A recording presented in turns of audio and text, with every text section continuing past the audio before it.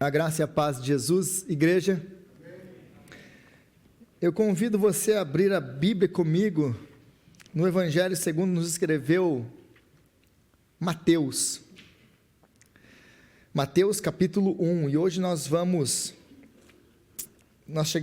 nesse tempo, no tempo do advento, no tempo da vinda de Jesus, e eu gostaria de falar com vocês sobre a mensagem do Natal. E o texto que eu escolhi para isso, nessa semana, na próxima semana, nós vamos falar sobre a mensagem do Natal, e hoje eu dou a introdução, basicamente, do que nós falamos e falaremos ainda nessa próxima semana. É um texto um tanto quanto curioso, ao mínimo, na questão de pregar esse texto, porque é um texto que você não vê muitas pregações, é um texto que fala de uma genealogia, e nós somos aquele povo que não gosta muito de genealogia, né? O ano está acabando, e com o ano novo chegando, nós sempre temos aquele objetivo de ler a Bíblia toda, de capa a capa, e vou ler a Bíblia esse ano, e aí a gente começa indo bem ali, vai Gênesis, vai Êxodo, né? Êxodo mais ou menos, a gente vai chegando ali na construção do templo, já não fica aquele negócio tão legal, e a coisa vai indo, né? Aí tem as leis, o negócio não vai muito bem, mas quando chega em Números, aí é só a graça de Jesus, aí você começa a se perguntar por que esses nomes todos estão aqui na Bíblia, e a gente começa a sofrer, e não poucas as vezes eu recebo algumas ligações: Rodrigo, por que isso aqui está na Bíblia? Né? Mas as genealogias são importantes, e eu quero demonstrar uma genealogia hoje para vocês e a importância dela. Então, Mateus capítulo 1, nós lemos a partir do versículo 1 até o versículo 17.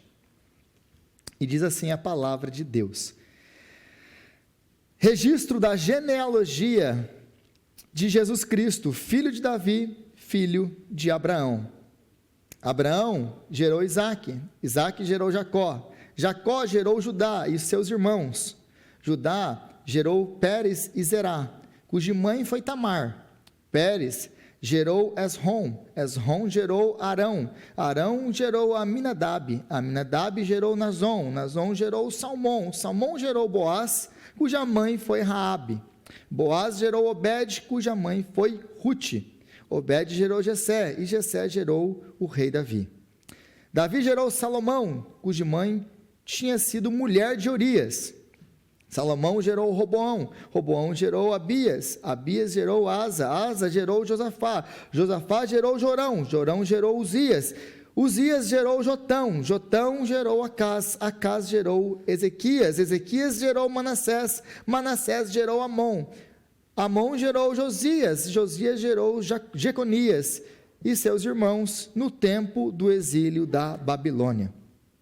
Depois do exílio da Babilônia, Jeconias gerou Salatiel, Salatiel gerou Zorobabel, Zorobabel gerou Abiúde, Abiúde gerou Eliaquim, Eliaquim gerou Azor, Azor gerou Sadoc, Sadoc gerou Aquim, Aquim gerou Eliúde, Eliúde gerou Eliázar, Eliázar gerou Matã, Matã gerou Jacó, e Jacó gerou José, marido de Maria, da qual nasceu Jesus, que é chamado o Messias ou o Cristo.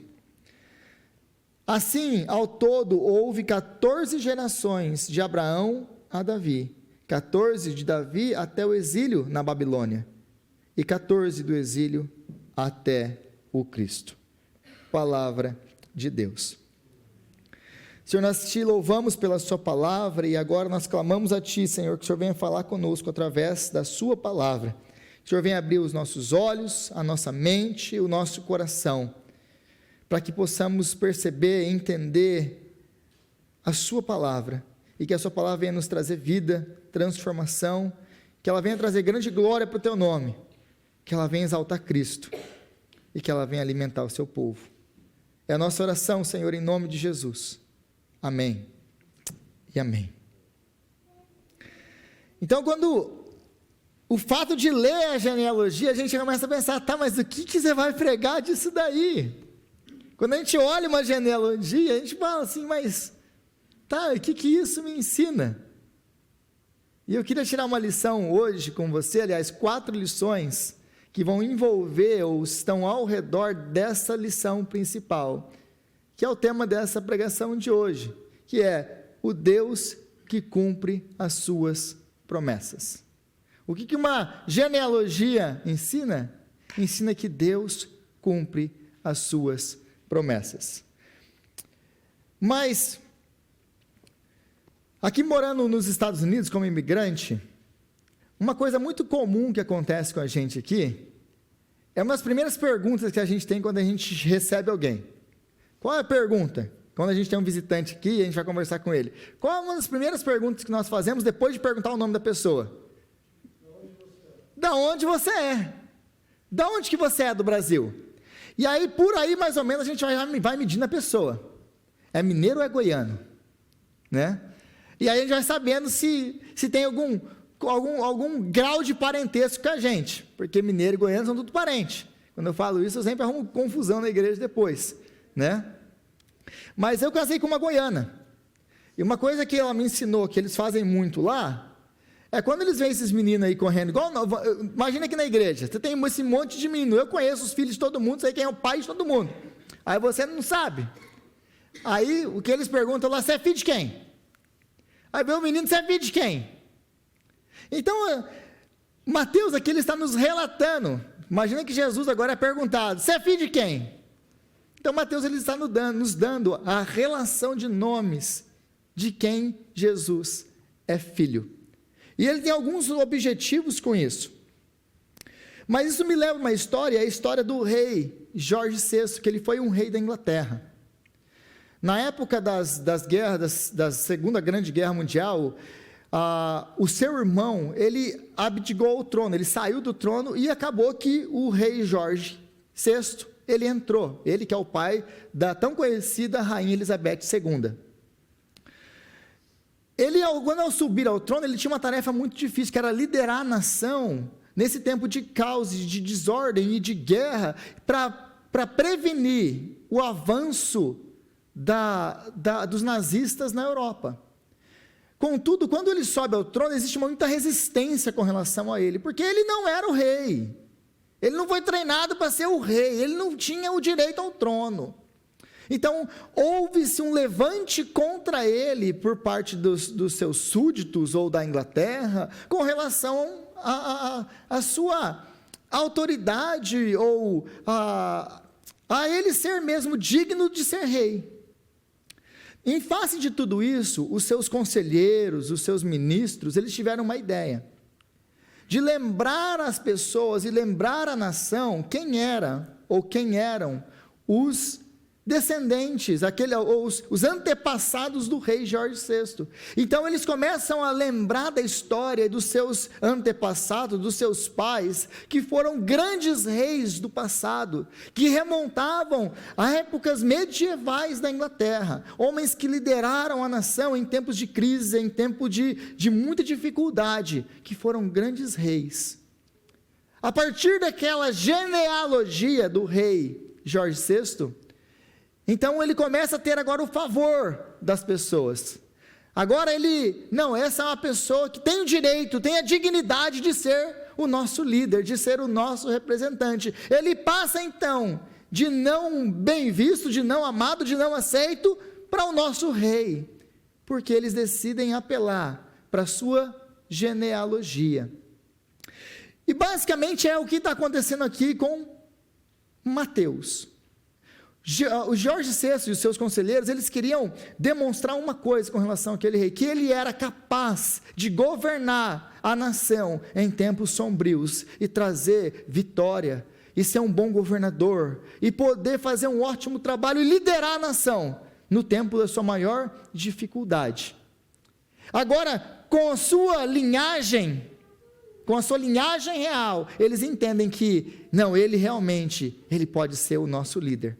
E é basicamente isso aqui que Mateus está fazendo. Essa é a função da genealogia de Jesus nesse texto. Ele tem algumas funções que ele quer nos dar. Mateus quer nos mostrar basicamente isso.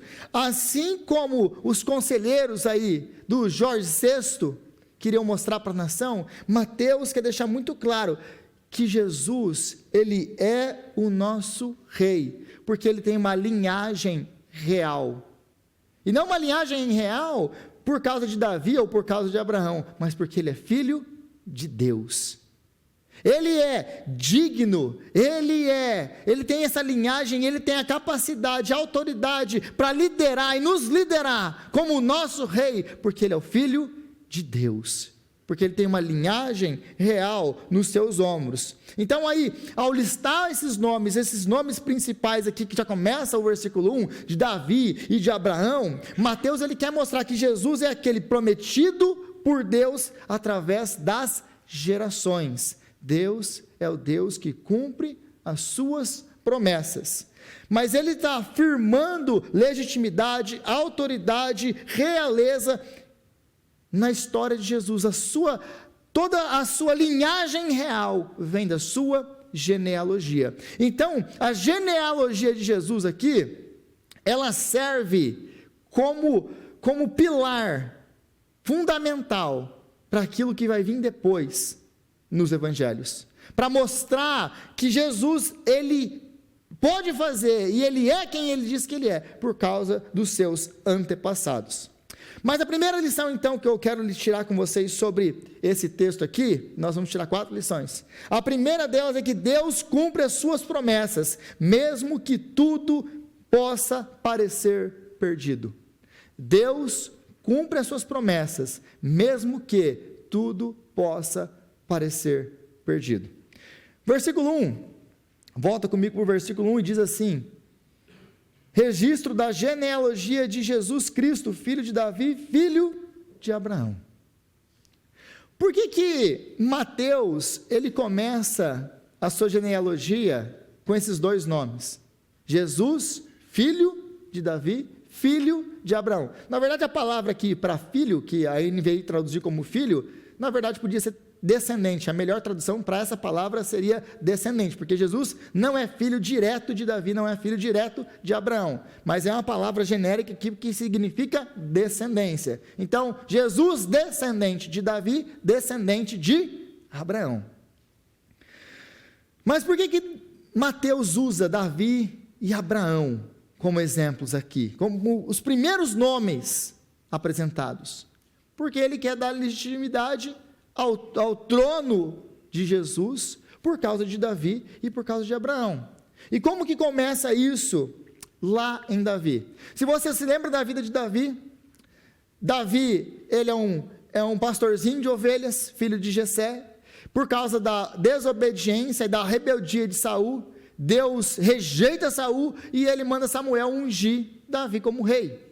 E logo no começo aí da sua jornada, ele tem aquela grande vitória contra Golias, o gigante Golias, e ali ele começa a ser respeitado como um grande guerreiro, apesar ainda de ser um menino, mas ele pode fazer tudo o que ele faz, porque o Senhor estava com ele, então esse menino ele vai andando com o Senhor, eventualmente Saul é morto, e Davi agora se torna rei de Israel, é ungido rei de Israel agora.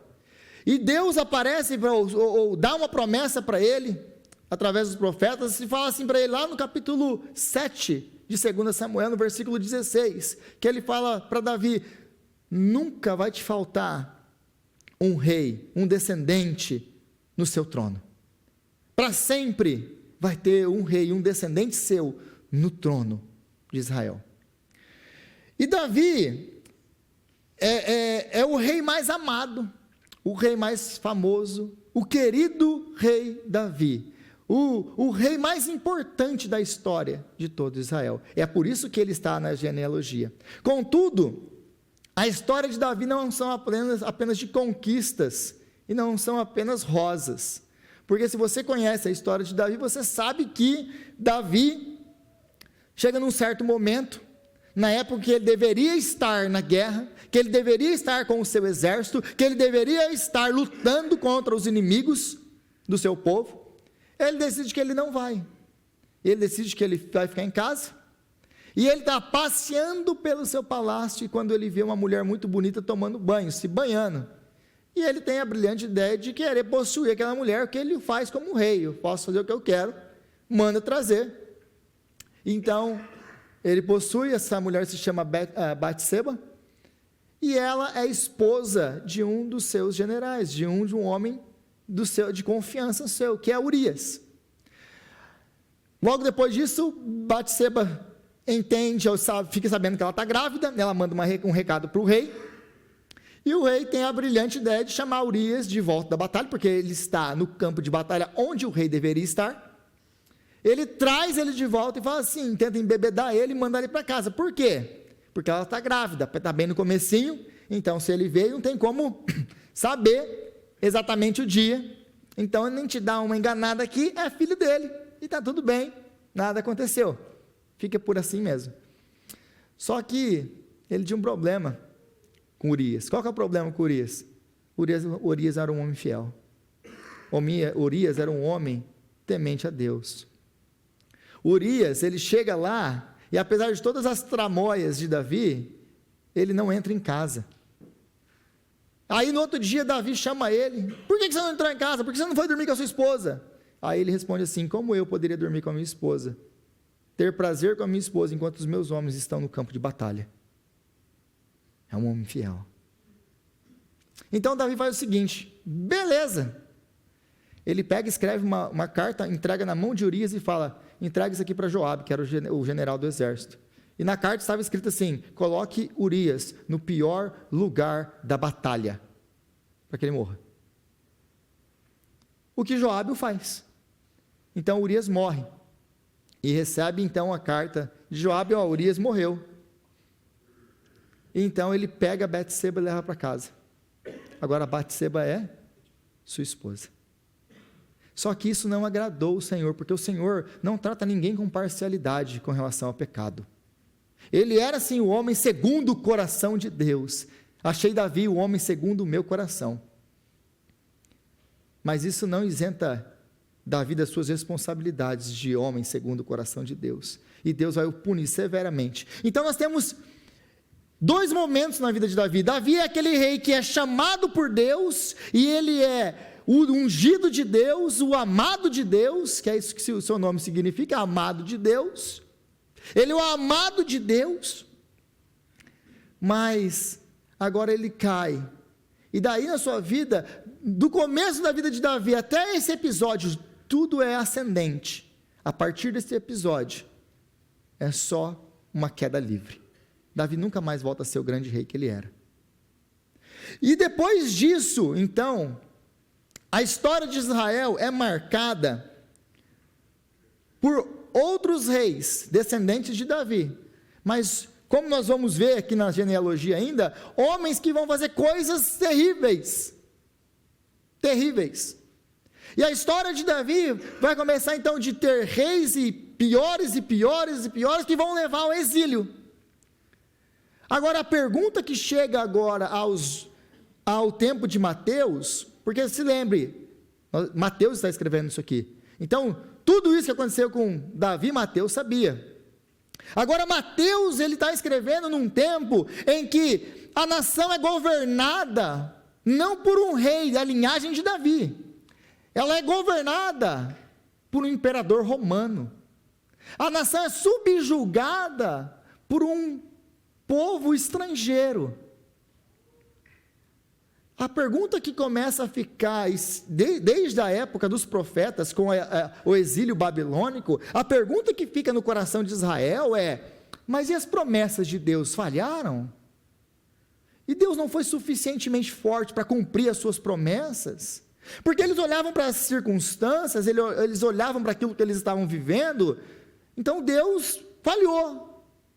Deus prometeu para Davi, mas Deus não cumpriu a sua promessa para Davi, porque nós não temos nenhum rei hoje nos governando, nós temos reis estrangeiros nos governando, então Deus falhou. Mas será que Deus falhou? Lembre-se, esse é o momento em que Mateus está escrevendo, eles não têm um rei, a linhagem de Davi, no trono, eles são subjugados, governados por outra nação. Nós temos então agora Abraão, o homem que Deus chama, Abraão, sai da tua terra, do meio da sua parentela, e vai para a terra que te mostrarei, e de ti farei uma grande nação, tão numerosa quanto as estrelas do céu, quanto a areia da praia do mar, ninguém poderá contar. Então Abraão vai. E Abraão então obedece o Senhor, e Deus vai multiplicando, vai fazendo milagres. A sua esposa não podia ter filhos, agora tem filhos. Mas Abraão também não é aquele homem tão fiel assim. Se você conhece a história de Abraão, Abraão mente, Abraão chega a perder a mulher dele. Se o Senhor não intervir, desculpa, Abraão tinha ficado sem a mulher dele, porque não é minha mulher, não é minha irmã, porque tinha medo de morrer. Mas peraí, Abraão, mas Deus não tinha dado uma promessa? Deus não estava dizendo, eu estou com você? Deus não prometeu que faria? Não, ele tinha mais medo dos homens do que confiava na palavra de Deus, o que para nós muitas vezes também assim é, quando nós somos confrontados com situações complexas, que nós ou mente, ou confia em Deus, e muitas das vezes nós preferimos mentir, do que confiar no Senhor. Mas os anos passam, e chega no tempo de Mateus de novo. E qual é a situação do tempo de Mateus? Ele chega, e as promessas que Deus deu para Abraão? Eles chegam nesse tempo de Mateus, é uma nação minúscula, sendo dominada por um exército gigantesco, por uma nação gigantesca, por um império gigantesco, que é o Império Romano. Mas o que aconteceu com as promessas de Deus para Abraão? Mas, Deus, e aquela promessa maravilhosa de que nós seríamos uma grande nação, de que nós seríamos esse povo aí incontável, numeroso e próspero, e tudo isso aí que o Senhor nos prometeu. Então, se nós olhássemos para a circunstância, mais uma vez, nós olharíamos para tudo que está acontecendo, mas Deus então falhou. Deus, Ele não cumpriu as suas promessas para Abraão, ou as suas promessas para Abraão eram promessas que não eram verdadeiras, que Ele não podia cumprir. Só que Mateus começa a sua genealogia dizendo, registro da genealogia de Jesus Cristo, filho de Davi, filho de Abraão. Por que ele começa assim? Porque essa pergunta estava na cabeça de Israel. E as promessas de Deus para nós falharam? Quando ele começa a sua genealogia dizendo, filho de Davi, filho de Abraão, ele quer dizer e deixar muito claro que as promessas de Deus nunca falharam, porque Deus não falha, porque Deus cumpre as suas promessas, e Ele não apenas as cumpre, como Ele as cumpre de uma maneira magnífica e maravilhosa demais, sequer para nós entendermos, porque Israel, Davi, Abraão, Davi esperava que da sua linhagem viessem reis que o sucederiam de novo num trono para sempre, mas ele não sabia que o que sucederia ele, ou quem o sucederia no trono, seria o Filho do próprio Deus, e que ele não seria substituído por outro, e por outro, e por outro, mas ele reinaria para sempre no seu trono. Abraão nunca imaginaria que uma multidão de descendentes, uma grande nação, se tornaria uma nação de todo povo, língua e nação, comprados com o sangue de Cristo Jesus, como diz Apocalipse no capítulo 5. Ele nos comprou, Ele nos fez descendência de Abraão. Deus cumpriu as suas promessas para Abraão, através de Cristo. Deus cumpriu as suas promessas para Davi, através de Cristo. Então, Deus cumpre todas as suas promessas.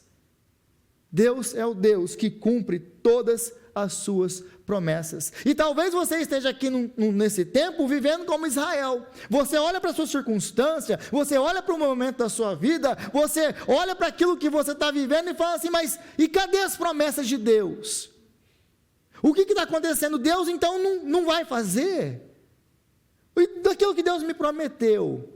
Será que as promessas de Deus falharam para mim? Será que Deus falhou comigo? Será que eu ouvi errado? Não. Deus é o Deus que cumpre as suas promessas. Agora, a segunda coisa que nós aprendemos nesse texto é que Deus cumpre as suas promessas mesmo quando homens pecam e planejam o mal. Deus cumpre as suas promessas, mas Deus cumpre as suas promessas mesmo quando homens pecam e planejam o mal, que é o que essa genealogia vai nos mostrar e vai nos deixar muito claro. Se você estiver com a sua Bíblia aberta, você vai notar que Abraão, versículo 2, gerou Isaac, Isaac gerou Jacó. Para nesse primeiro nome, Jacó, o Jacózinho. Quem é o Jacó? Jacó é o trapaceiro, é o usurpador, como o seu nome diz. Ele é esse homem que engana o seu irmão, engana seu pai. Ele vai passando a sua vida inteira de engano em engano.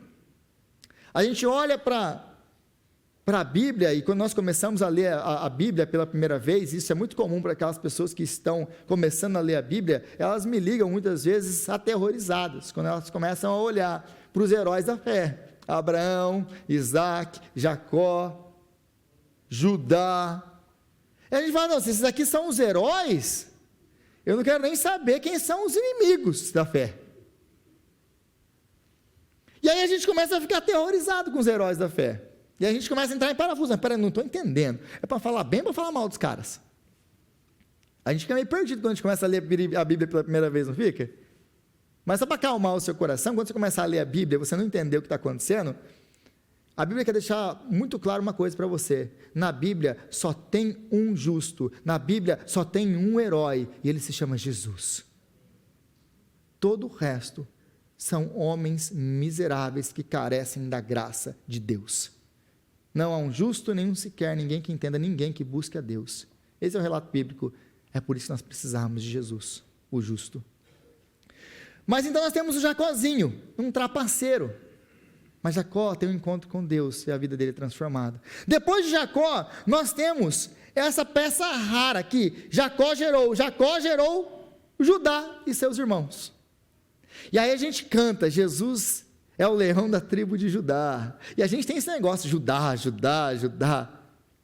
Aí a gente começa a estudar a vida de Judá. O cara é tenebroso. Ele, junto com os seus irmãos, ele planeja a morte do irmão. Ele tem inveja do irmão José, que é o favorito do pai, e fala assim, vamos matar esse infeliz, olha lá vem ele, o sonhador, vamos matar com ele. Aí a gente vai ver aonde esses sonhos dele vão dar. Aí, num momento assim aquele relâmpago, aquele insight que vem na cabeça, cara, tive uma ideia genial. O que a gente vai ganhar com a morte do nosso irmão? Vamos vender ele. Tem muitos de vocês aqui que querem vender o irmão de vocês, mas a Bíblia já prova que isso não dá certo. O irmão vendido sempre está melhor. Então, Judá chega para o irmão, e olha, o homem é um psicopata, ele junto com os irmãos dele, porque o irmão, você imagina, eles jogaram ele dentro de um poço, eles estão comendo, a Bíblia fala que eles estão comendo, e Judá está lá, e José está lá, jogado lá dentro. Aí passa uma caravana de ismaelitas, eles pegam Judá, e seus irmãos pegam José, e levam ele, então aqui ó, quanto que vale isso aqui? Mas o que a gente vai falar para o papai?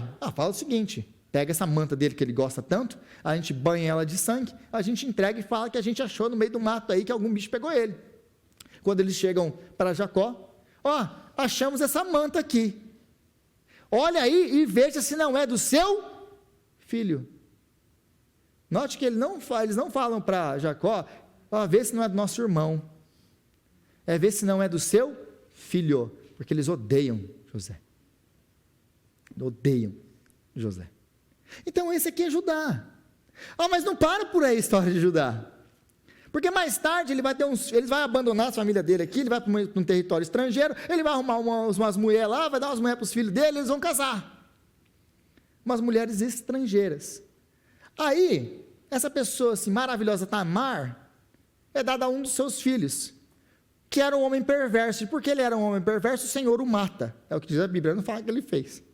Depois, ele tem um irmão. Existia uma lei, a lei do levirato, que se a mulher morresse sem filhos, o irmão teria que casar com ela, ter filhos com ela, para que ela pudesse, então, ter descendência com o nome do irmão que morreu. Mas, na verdade, isso era um cuidado de Deus. com a nação, para que se preservasse o nome, mas com a mulher, porque naquele tempo era muito diferente de hoje, e as mulheres então, se não tivessem um homem que provesse, que cuidasse, a maioria delas tinha que viver da prostituição, porque elas não tinham como viver. Então era um cuidado de Deus para com a mulher, para que ela pudesse ter filhos, e na sua velhice ela ter alguém que cuidasse dela. Agora, o irmão que casou com ela não queria nada, só queria abusar da mulher e não queria que ela tivesse filhos. Então Deus o mata também. Mas aí, Judá não quer entregar o filho mais novo, porque ele tinha 3 filhos, ele não queria entregar o filho mais novo. E aí ela tem que fazer uma coisa. O que ela faz? Ela se veste como prostituta, cultual, e espera Judá passar por um certo lugar. Judá então passa por lá e pergunta para ela: e aí, quanto que é? Aí eles combinam lá, ele se deita com ela, ela engravida. Quando Judá fica sabendo que ela engravidou, ninguém sabe o que aconteceu com ela, só ela que sabe o que fez, ele fala assim: traz aquela mulher lá e queima ela. Aí ela fala: tudo bem, eu sou queimada tranquilamente, só que quem me engravidou foi o dono dessas coisas aqui. Ela tinha pegado o bordão dele, o cajado dele, e fala assim: agora está aqui. E aí ele entende que quem é o errado da história é ele, porque ele tinha um compromisso segundo a lei, segundo o que ele deveria fazer, e ele não faz. Então esse é Judá, essa pessoa legal.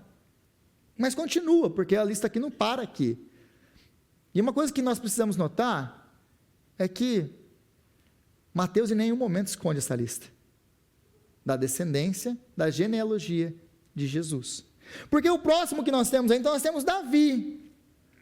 Davi é aquele pessoa legal que ordenou a morte de Urias. É interessante que no versículo 6, e Jessé gerou o rei Davi, mas Davi gerou Salomão, cuja mãe foi, ou tinha sido, a mulher de Urias.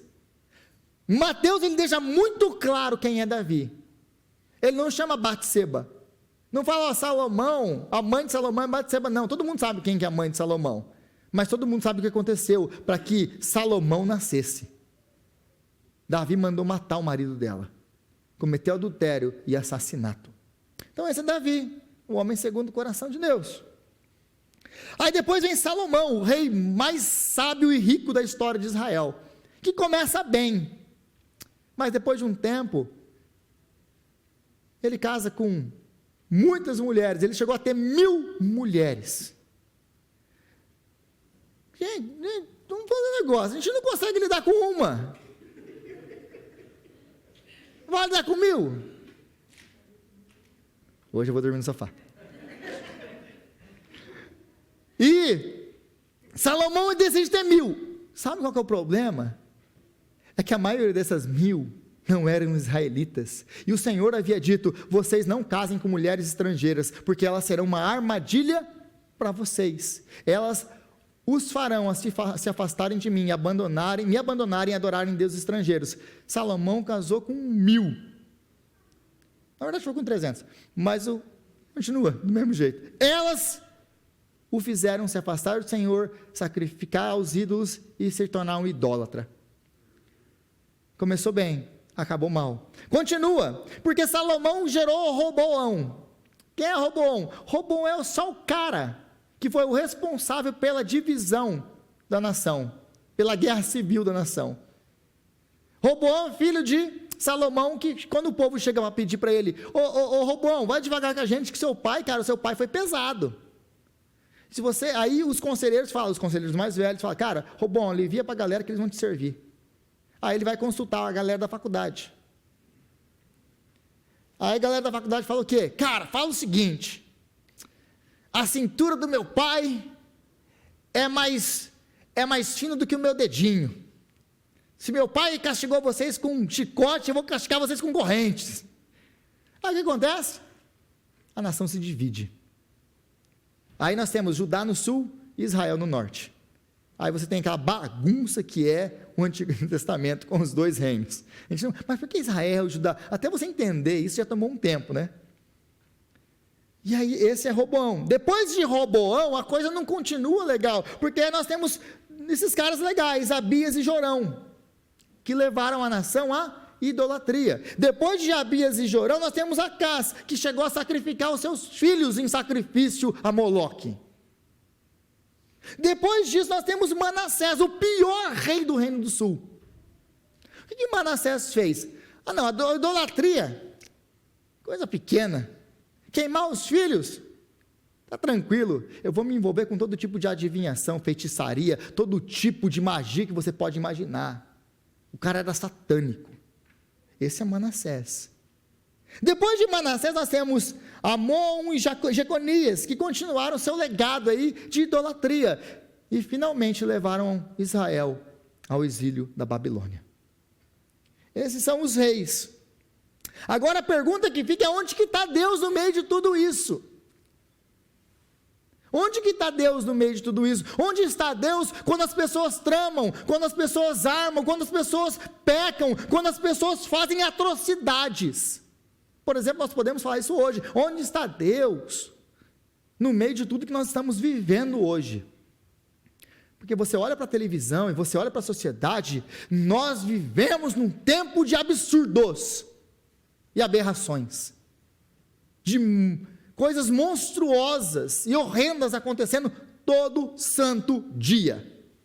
E a nossa pergunta é essa: onde está Deus no meio de tudo isso? E a resposta que a Bíblia nos dá é: no mesmo lugar de sempre, governando soberanamente do seu trono.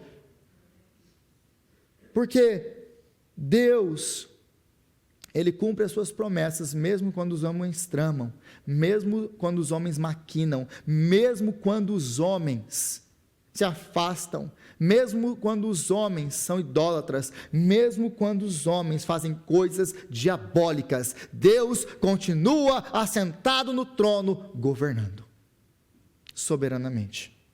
Mas isso nos ensina pelo menos duas lições. A primeira lição é: Deus não tem planos B. Jesus não é um plano B de Deus. Existe uma discussão aí dentro da teologia, de que se Deus sabia que Adão e Eva ia pecar, e barará, então Deus, Ele previu, Ele sabia, então Deus, depois que eles pecaram, aí Deus mandou Jesus, Deus desenvolveu o plano de vir Jesus. Deus não sabia que Adão e Eva iriam pecar. Quê?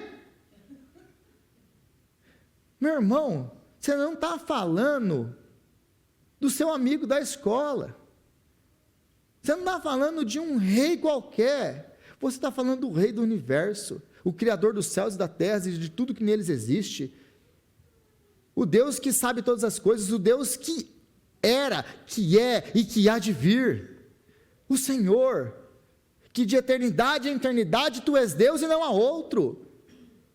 Então Deus não sabia o que ia acontecer? Então Jesus é um plano B de Deus? Não, Deus não tem planos B. Ele é o soberano, Ele sabe exatamente o que Ele está fazendo. Jesus sempre foi, sempre vai ser o plano A de Deus.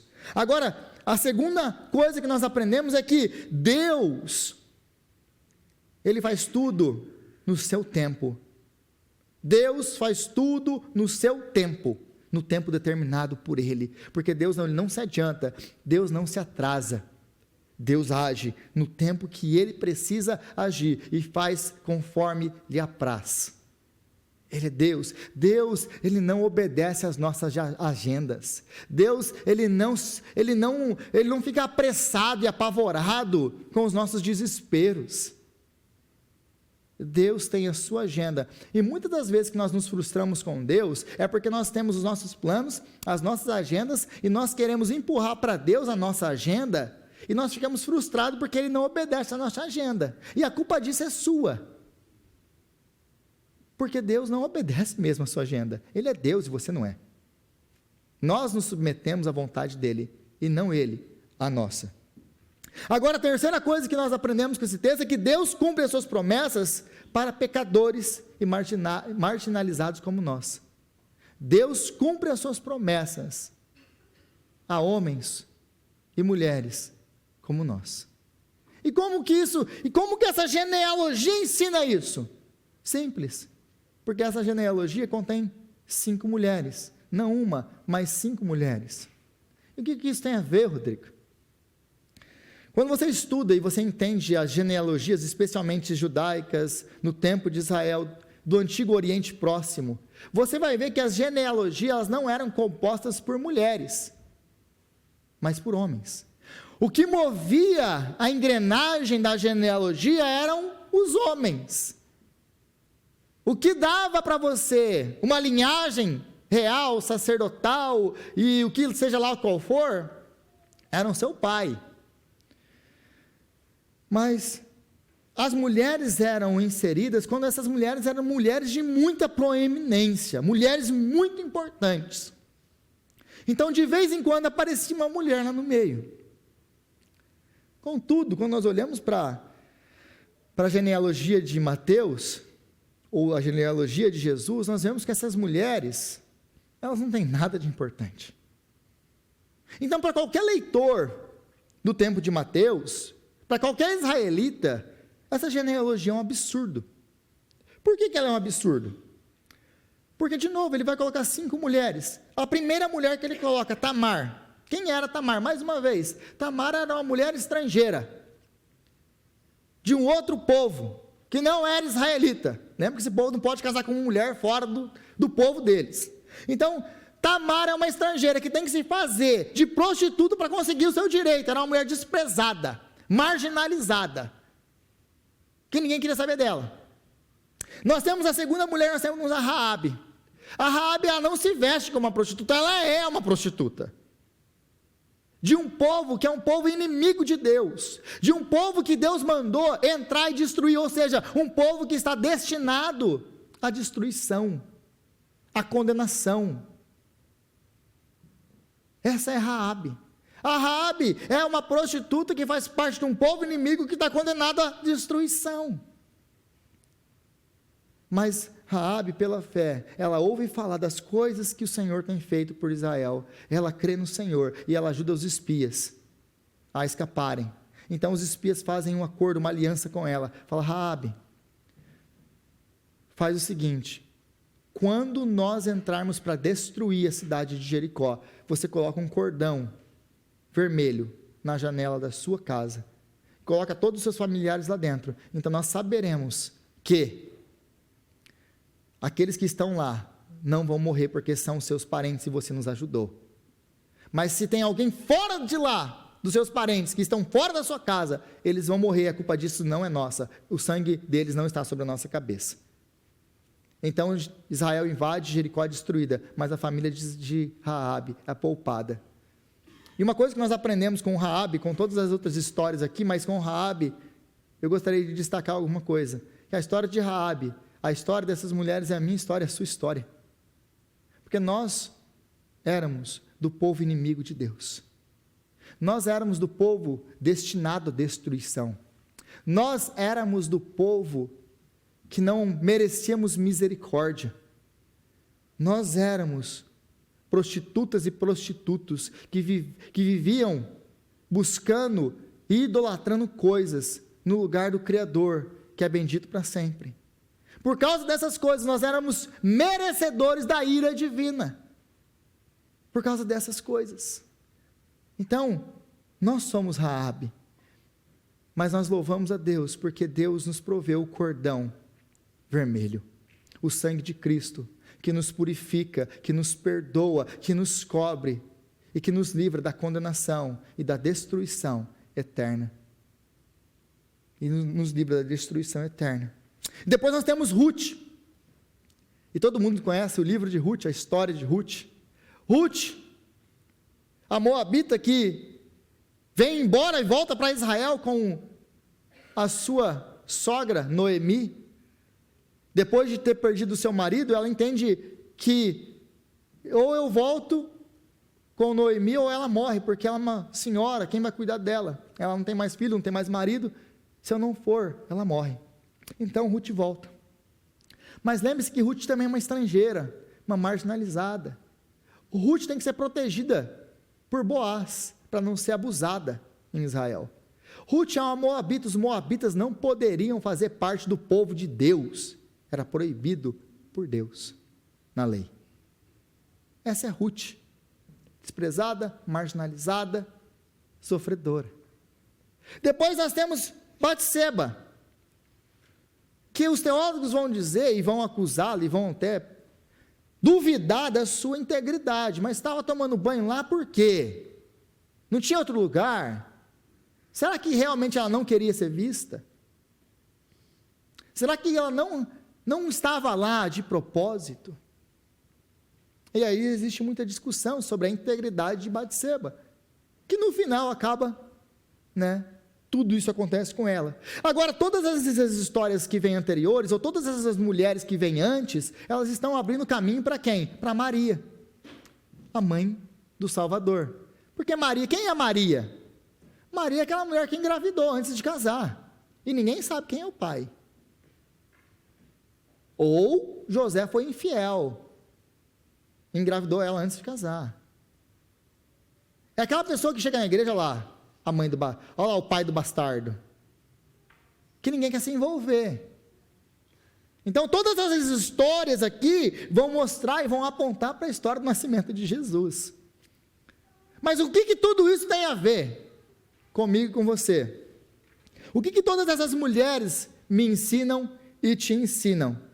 Que agora, por causa de Jesus, nós que antes éramos do povo inimigo, marginalizados, desprezados, fora da aliança, fora das promessas, fora do povo de Deus, agora por causa de Jesus, porque Ele derramou o seu sangue, porque Ele se sacrificou, porque Ele encarnou, porque Ele veio, porque Ele é o Emanuel, o Deus conosco, por causa de Jesus, nós que antes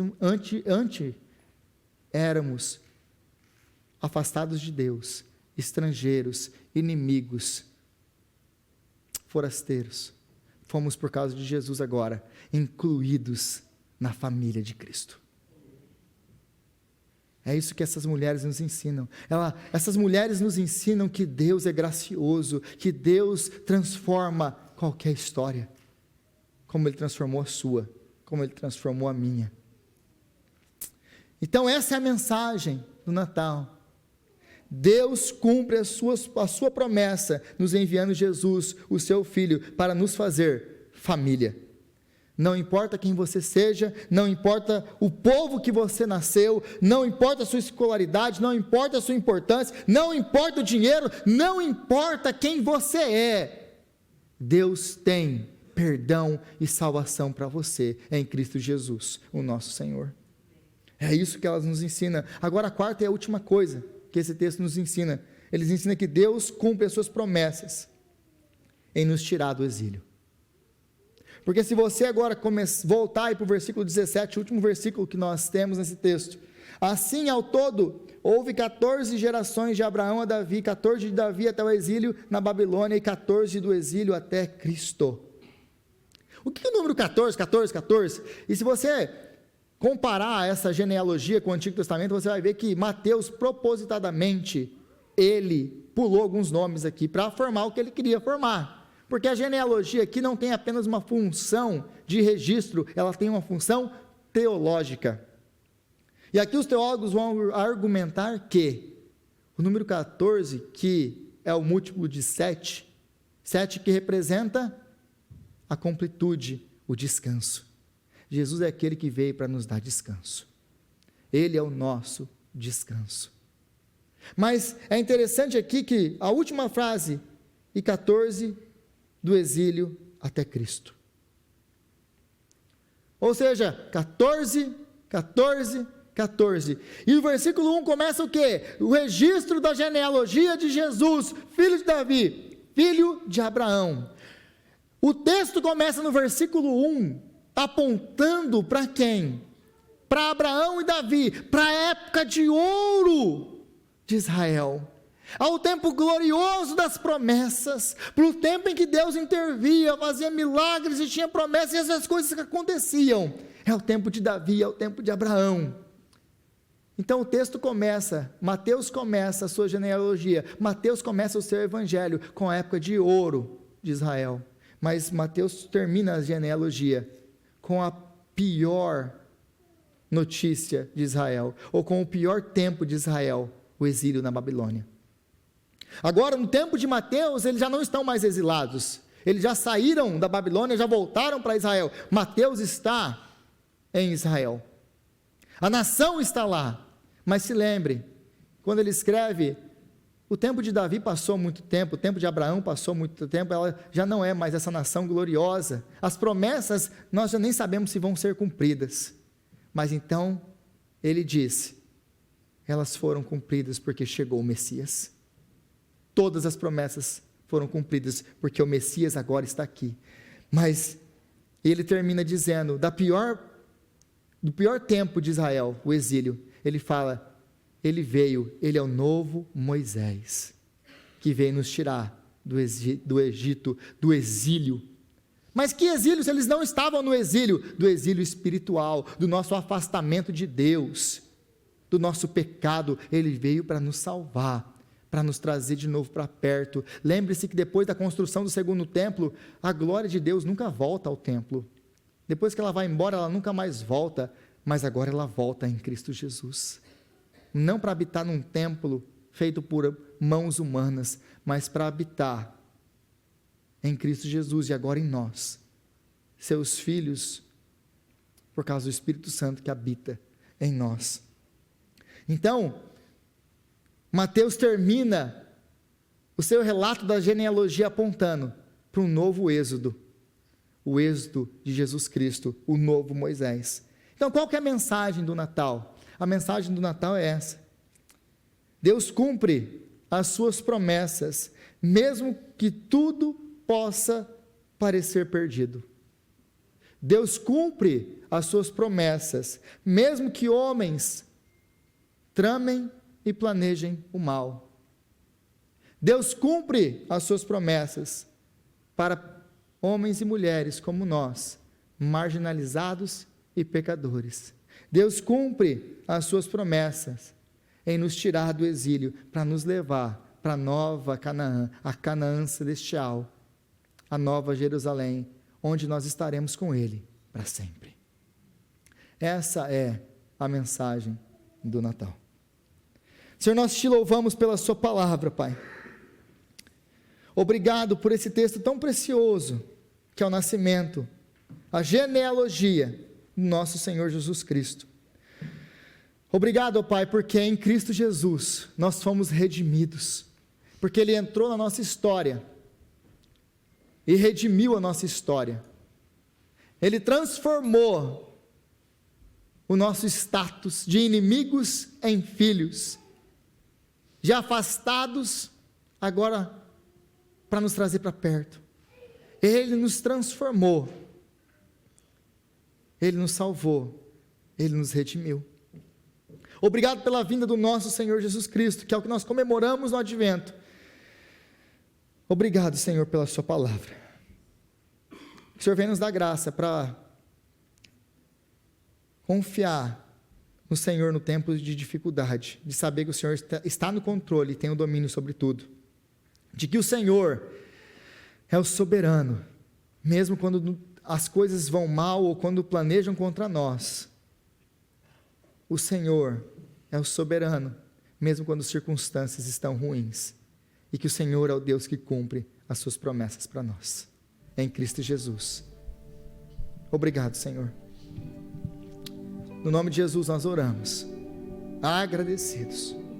Amém e amém.